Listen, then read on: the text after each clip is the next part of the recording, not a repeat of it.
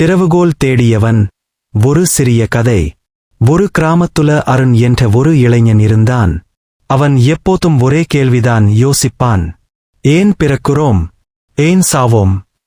ஒருநாள் அவன் ஒரு வயதான சந்நியாசியைச் சந்திச்சான். அவன் கேட்டான், ஐயா, சாவே இல்லாம இருக்க முடியாதா? சந்நியாசி சிரிச்சார். முடியும், ஆனா அது சாதாரண பாதையில்ல. சாகா கல்வி கற்றாதான் தெரியும் நார்.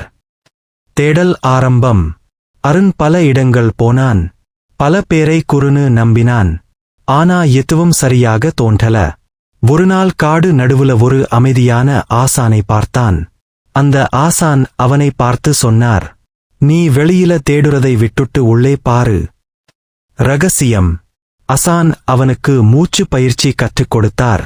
மெதுவா மூச்சை இழு, மெதுவா விடு, நடுவுல நிறுத்து. அதோட சொன்னார், மனசுல சிவாய குரு சிவமேன்னு சொல்லிட்டு இரு. அதிசயம். ஒரு நாள் தியானத்துல இருந்தபோது அருணுக்கு திடீர்னு ஒரு ஒளி தெரிஞ்சது. அது வெளியில இல்ல, உள்ளே. அவன் உணர்ந்தான், குரு வெளியில இல்ல, என்னுள்ளேயே இருந்தாரு.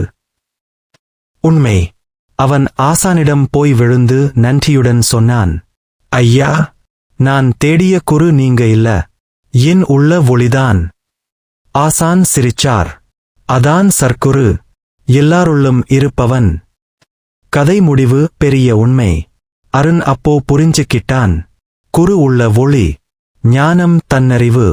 சாகா கல்வி மரணத்தை தாண்டும் அறிவு. வெளியுல தேடுறவங்க தவறுவாங்க, உள்ளே பார்த்தவங்கதான் உண்மை அடைவாங்க. மோரல் சுருக்கம். குருவை வெளியில தேடாதே, உன் உள்ள ஒளியை கண்டுபிடி. அதுதான் சாகா கல்வி.